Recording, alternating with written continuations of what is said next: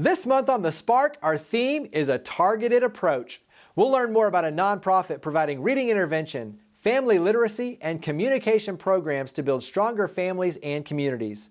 An organization providing character, abstinence, and tobacco prevention programs to promote healthy choices for youth and their families. And an orthopedic group leveraging technology to improve patient experience and giving back to improve the community. We'll also share a special moment from our Spark Awards 2021. From our very beginnings in 1954, Lipscomb & Pitts Insurance has been built on the values of customer service, leading with integrity, and supporting our community. We believe in promoting the positives, encouraging engagement, and leading by example to power the good. Lipscomb & Pitts Insurance is honored to be a presenting sponsor of The Spark. Additional funding for The Spark is provided by Meriton, ECOP, MyTown Movers, MyTown Roofing, MyTown Miracles, and by Serves. Ever been excited by a new idea? Inspired by watching someone lead by example? When we talk about creating change, we start by sharing the stories of everyday heroes who are making a difference in their own way so we can learn and do the same. I'm Jeremy Park, and this is The Spark. They empower individuals and enrich communities through literacy. We're here with the Executive Director of Shelby Literacy Center, Penny Aronson, and let's start out. Recent name change. Give us a little bit of the history for the organization. Sure. Well, we have been in Collierville since 1987 as Collierville Literacy Council. We were really an adult literacy center, which focused on high school equivalency or the GED or HiSET and English as a second language. In 2020, we really decided to change over. Things were really hard with COVID.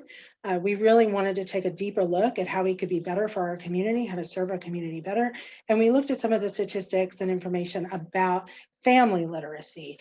And so we started this journey into focusing on English for speakers of other languages, to really updating our language program for conversation, culture, and classes, and then reading intervention, particularly for middle schoolers.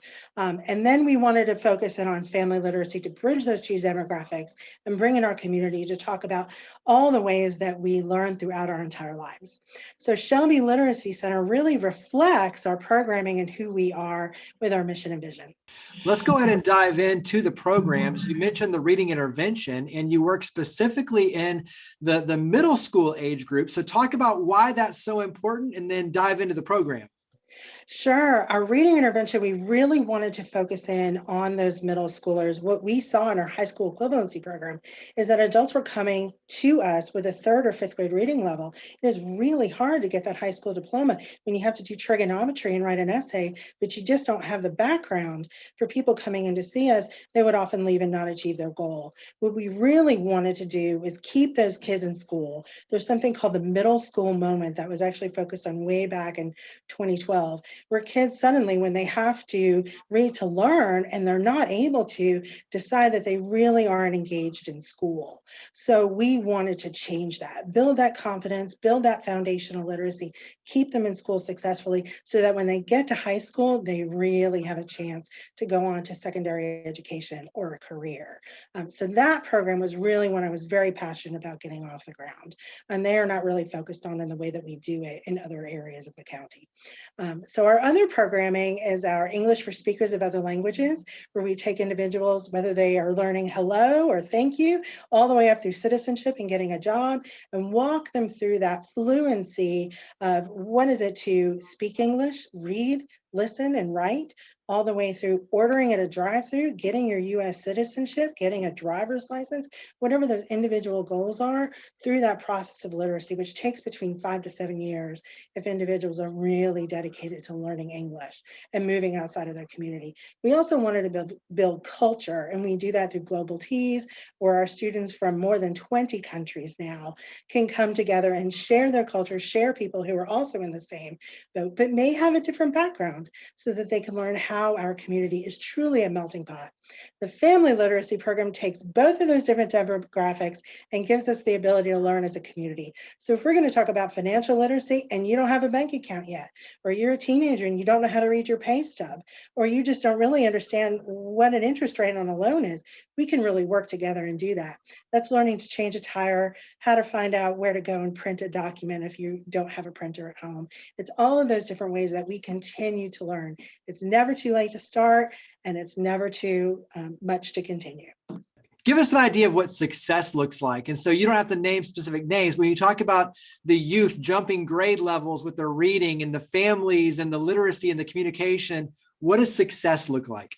That is such a great question. So success for our students is where one student in particular, one little boy, is not afraid to stay in the classroom anymore. Before, he would want to go to the bathroom all the time. That was a really red flag for his teacher.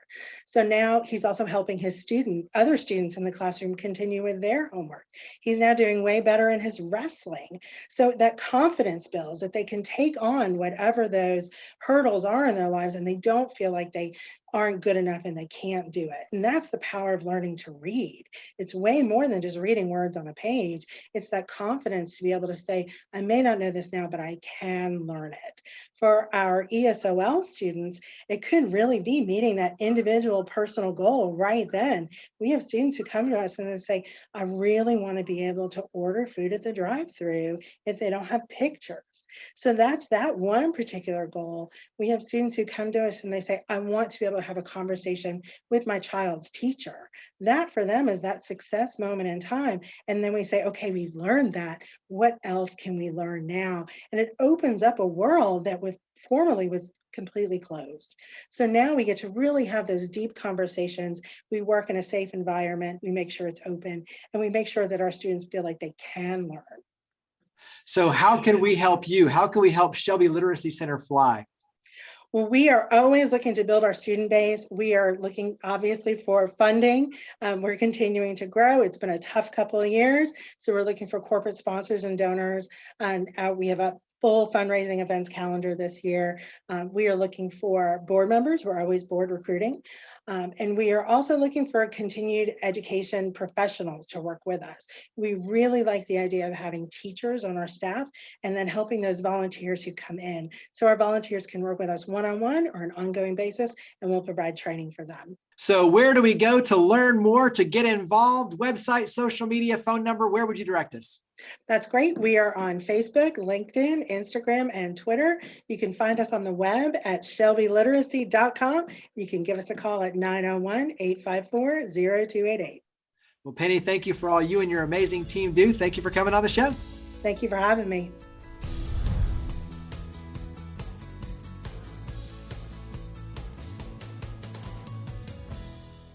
They're helping youth rise and make healthy choices. We're here with the project director for Aiming for Healthy Families, Alicia Knight. And Alicia, let's start. Give us some background, some history for Aiming for Healthy Families. Well, hey, Jeremy, thank you so much for having me on today. We're an organization that goes back over 20 years, started by Ms. Carolyn Gowan and Ms. Pat Trainum. They wrote their curriculum about abstinence and abstinence education at that point in time. And they not only shared that information in the schools locally, but they went all over the United States. And we've just only grown from there. And you have a local approach, hands-on, working with schools. Talk about the partnership with the schools. Well, that's one thing that's very interesting. It's wonderful to get to be in the schools and to get to be with our children. In 2011, the state of Mississippi passed House Bill 999, which required abstinence or abstinence plus education in all of our schools, knowing our statistics. And so it's a wonderful partnership. A lot of our curriculum aligns with the curriculum that has to be taught in the schools, either in the health classes or now the college and career readiness classes. And so it's a win-win for both the schools and for our agency to be able to go in and teach kind of a touchy subject that maybe some teachers wouldn't want to approach, or maybe they don't feel adequately educated and prepared to. We get to do that for them. I think one of the unique things, though, is that you are educators. And so you are an educator on your end. You come, from the teaching background. And so you know how to do it with empathy and respect and have those conversations. Talk about it from that educator angle of going in and working with the youth. Well, if you've ever been even stepped foot in a classroom while a class is going on, you understand that it takes a lot to be an educator. It takes time management. It takes classroom management, and then the planning and the prep that goes behind that. So from us coming out of the schools ourselves, we understand what all has to happen on the back end, the survey links that are sent, the permission forms that are sent out, all that kind of stuff that's got to happen. But when we have educators or former educators, we also know how to interact with the students. We get the energy from those students, and we know classroom management because, yes, sometimes younger children get a little giggly when you mention certain subjects. And so you have to be able to have fun with them, but also make sure the message is delivered and the classroom management and that type of thing is taken care of. So it does help to have that background because it's completely different if you've never experienced it before. What's been the feedback from the students? Because obviously on your end, you get a lot of information back from the students and you're fighting a lot of false narratives and trying to give them accurate information. So what's been the feedback from the students? Well, they find it very interesting. And one of the things that we do is at the very end of lesson 9, the very last lesson that we're with them, we have them take out note cards and tell us, what have you learned through this curriculum? And so many of them use the little cliche, I'm going to decide before I slide. And so we talk about that in one of our lessons, deciding before sliding into sex. And so it's nice to hear that repeated. It's nice to hear that they didn't understand, how certain STDs are prevented or how they're spread. There's a lot of myths out there. And so it's really rewarding when our students give us feedback that we have made them think. We have made them think what it's like to be a possible single parent, or how they want to achieve their goals. So we love that feedback, and we feel like we're doing a lot of good work within these schools. Tobacco prevention, alcohol prevention, also bullying, staying in school. You cover a lot of topics. Give us a little bit on some of those other subject areas. Oh gosh. Well, one of the things that we talk about, we do talk about bullying. We talk about that from an empathy standpoint. A lot of people approach it from a stop bullying type of thing, but we want to approach it from how would you feel when you walk into the cafeteria and there's a new person sitting by themselves? If that was you, how would you feel? Or if somebody said this about you, how would you feel? And so we take a little different approach from in the bullying aspect from that. We also have 2 other grants that cover the tobacco coalition. We have ones that serve Alcorn and Tippah and Tishomingo and Prentice. And so vaping, as we know, is a huge, I almost say situation among our youth now. So many of them are vaping and not even realizing what that's doing to them physically. They think it is less harmful than cigarettes, but they find out that that's not always the case. So it's really important for us to go in and educate the youth on all subjects, domestic violence, unhealthy relationships. I like to give an example that one of the schools that we went into in Lee County, there was a young lady whose mother was worried about the relationship she was in. She thought he was emotionally abusive and she wouldn't listen to her mother. She happened to sit in our sessions and she kept seeing the red flags that we talked about. And she kept saying, this is me and this is him and this is us. And she ended up breaking up with him and actually ends up speaking to several, when we have events down there in that particular county, she speaks on our behalf because it made such an impact. And her mother and father are so grateful now that she was able to see those warning signs, not from them, but from our program. You work a lot with parents, and for you yourself as a parent, what's something that you've learned, or how have you been better equipped through the education and everything that you're doing? One of the biggest things I learned that I think our parents are not aware of is, regardless of what's happening in our children's lives, the number one influence in their lives are their parents. And I think as parents, we don't know that that's true. And we think that it's social media, we think that it's friends, and obviously those play a big role in it. But when you ask our youth who's got the biggest impact on them and their lives, especially on the subject of abstinence or sex or sexual education, they're going to say their parents. So we have got to become more comfortable talking about this. You have a number of helpful resources online, so go ahead and wrap up with your website, social media. Where would you direct us to get involved, learn more, and access all the information? Well, we do have social media on Twitter, Instagram, and Facebook, so please follow us there, and our website, aimingforhf.org. Well, Alicia, thank you for all you and your amazing team do. Thank you for coming on the show. Thank you for having me, Jeremy.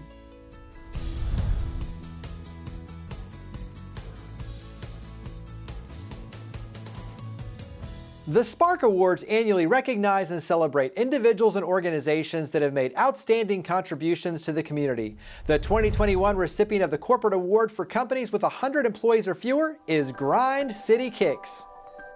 Grind City Kicks initially was started to resell shoes, Jordans, Yeezys, and stuff like that. From there, I wanted to be a little bit different than everybody else. So I wanted it to have it where it's some kind of community impact that we did instead of just selling shoes and making money. So we started to do stuff like give shoes back to families that have lost loved ones due to tragedies, as we did with the Vale family. Her son was killed in a drive-by shooting at his grandma's house. As we did with Cam Johnson, he got killed in a bus accident coming down from Dallas, playing in the football tournament. So we gave a shoe to his mom. So doing stuff like that. After that, I took over the company and then started to expand it even more. So even going into sports leagues, sports organizations, doing different things with MICR, Memphis Inner City Rugby Club, doing things with She Got Game, a women's basketball league that's here in Memphis, He Got Game, another men's basketball league here in Memphis, doing things with American Cancer Society, giving back to breast cancer awareness, having with the help of John Morant and Jaren Jackson signing the shoe and giving it to Tunica to raise more money for breast cancer awareness, doing things with MAM, giving them jerseys and stuff that they didn't have, they couldn't afford because it wasn't in their budget, to the MLK location.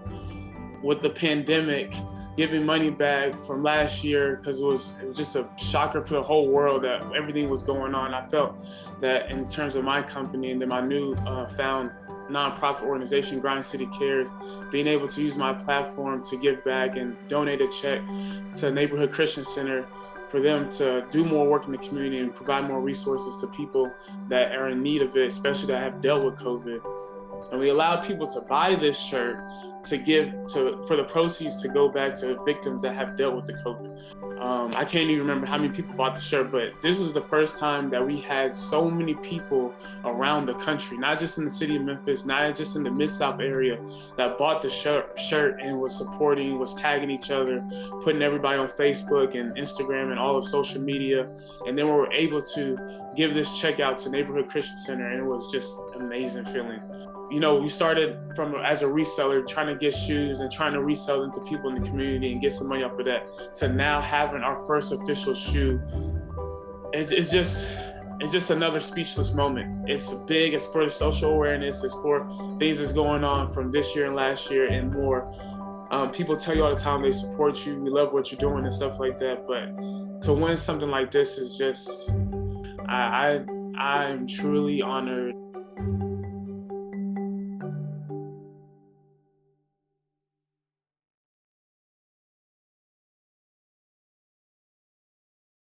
They're an orthopedic group leveraging technology to improve the patient experience and also giving back to improve our community as well. We're here with the Director of Marketing for Ortho South, Melissa Candell. And Melissa, let's start. Give us an idea of the number of locations, number of physicians. Give us some background for Ortho South. Hi, Ortho South is, we offer comprehensive orthopedics across 8 clinic locations and 38 physicians. You can find us in Memphis, Bartlett, Germantown, South Haven, and as far down as Hernando. We offer on-site physical therapy at all of our clinic locations, and we even have 2 outpatient surgery centers. Talk about some of the things that make you unique. One is you apply kind of a hospitality twist. So you're focused on that patient experience, but you're using really the hospitality industry to make sure and elevate it even more. So talk about some of the things that make you different. Absolutely. One of our major focuses since the brand began in 2019 has really been bringing an optimal patient experience into the healthcare fold. So every touch point that we have with a patient, from their first call, their first interaction with us, all the way to their last interaction, we try to make that a 5-star experience. It doesn't need to be the sterile medical, angle that we have come to expect from healthcare. We want to elevate that and really roll out the red carpet for all of our customers. I mentioned leveraging technology, and that includes some new robots. And so talk about technology. Yes, we are happy to have 2 new outpatient robotic systems to assist with knee replacements in both of our surgery centers. One is available in Germantown at our Germantown Surgery Center location on Exeter Road. And the other one, we're proud to say, is the first robot-assisted knee surgery or knee replacement platform in North Mississippi, which is located at our South Haven Surgery Center. What does that mean for the patient experience, for the physicians? What does the robotics mean in terms of being able to take it to that next level? So the robotic experience just helps physicians provide that extra level of comfort and assurity to patients who are getting their knee replacement procedure. We have coupled that with the outpatient setting so that patients don't even have to go to the hospital anymore to receive that next level of assurity. And they can have that surgery in what we call a same-day surgery environment. So they go in to the surgery center that morning, they have their robotic assisted surgery, and then they leave that same day and go home to rehabilitate in the comfort of their own home. I know that your physicians and Ortho South as a whole does a lot around education. And obviously, as we get older, taking care of our bodies, the health and wellness is extremely important. And so education plays a vital role. Talk about why it's so important to be educating the community on, not just orthopedics, but just health and well-being so that we can take good care of ourselves. Especially over the past 10 years or so, health and wellness and, being able to head off these chronic conditions that we often see when we age has become vitally important. So we do try to provide educational sessions whenever we can. Oftentimes, we try to have a webinar once a month that is geared toward patients and some of those more common conditions that we run into over time, whether we're more athletic minded or just as we get older and we've used our joints for a period of time. Anyone who is interested can go to orthosouth.org and subscribe to our patient newsletter, where we send out invitations for those webinars. And we also always put the recording of the webinars on our website as well. You work a lot with schools and youth, and your physicians are on call right there to make sure that the youth are well taken care of. And so talk about the partnerships with the schools and working with youth. So we're in a number of schools where we have an athletic trainer on site, a number of high schools and middle schools throughout the Mid-South region. And that athletic trainer really works in the school with the students day to day. They're primarily assisting the athletes and the coaches and helping to support the teams on the sidelines and during practices. But many of them will tell you they also see, students, they see teachers, they see friends of family who needs an orthopedic consult, or they're there when they have, when there's a minor injury on campus. They assist the nurse's office. They're a really good source of our outreach to the community and really help us give back. Speaking of giving back, share why it's so important on your end to be involved in the community, and for you, your team, your physicians to be serving in the community. Why is that so important to Ortho South? So anyone, any orthopedic group, any medical group, any business can, we can go out there and be the best we can be at our business. But it really comes back to community and serving our community. And that's what we're all here for when you talk in the broad scope of things. So it's really important for Ortho South to find additional ways to serve our customers, to serve our patients, and to serve our communities so that we can be a good support in their lives. We've partnered with a number of foundations and nonprofits over the years, and we continue to do so. Coming up in May, we'll be working very closely with the Arthritis Foundation to support their outreach efforts and awareness surrounding all forms of arthritis in the Mid-South community. Wrap up with contact information. So website, social media, where do we go to learn more about Ortho South? And as you mentioned, sign up for the newsletter and get involved. Absolutely. We can always find us at orthosouth.org. You can find us on Facebook. We are at OrthoSouth Care, or you can just search for us in the search bar. We're also on Instagram at OrthoSouth_. We'd love to grow our following and just be able to reach patients and other people who are interested in athletics and sports medicine and orthopedics, physical therapy. So find us at all of those locations, and we'll be happy to see you. Well, Melissa, thank you for all you and your amazing team do. Thank you for coming on the show. Thanks so much, Jeremy.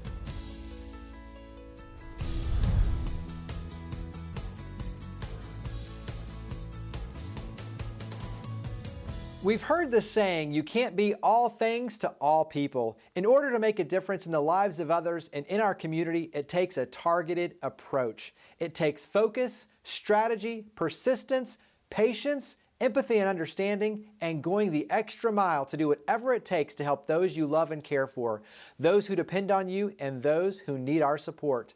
As we saw in this month's episode, we're fortunate to have organizations taking a targeted approach to helping youth and adults, supporting families, and strengthening communities. Nonprofits like Shelby Literacy Center are providing reading intervention to youth who are struggling in school to help them build knowledge and confidence. And they're bringing families together through literacy and communication programs that empower and enrich our community. Aiming for Healthy Families is giving youth and their families the tools necessary to combat all of the problems associated with high-risk behaviors, such as teen pregnancy, drugs, alcohol, violence, and dropping out of school, so youth can thrive. And companies like OrthoSouth are not only taking a targeted approach with how they help patients and leverage technology, but with how they give back and improve our community as well. The more we focus, the more we can fuel positive change. So thank you for watching The Spark. To learn more about each of the guests, to watch past episodes, and to share your stories of others leading by example, visit WKNO.org and click on the link for The Spark. We look forward to seeing you next month, and we hope that you'll continue joining with us to create a spark for the Mid-South.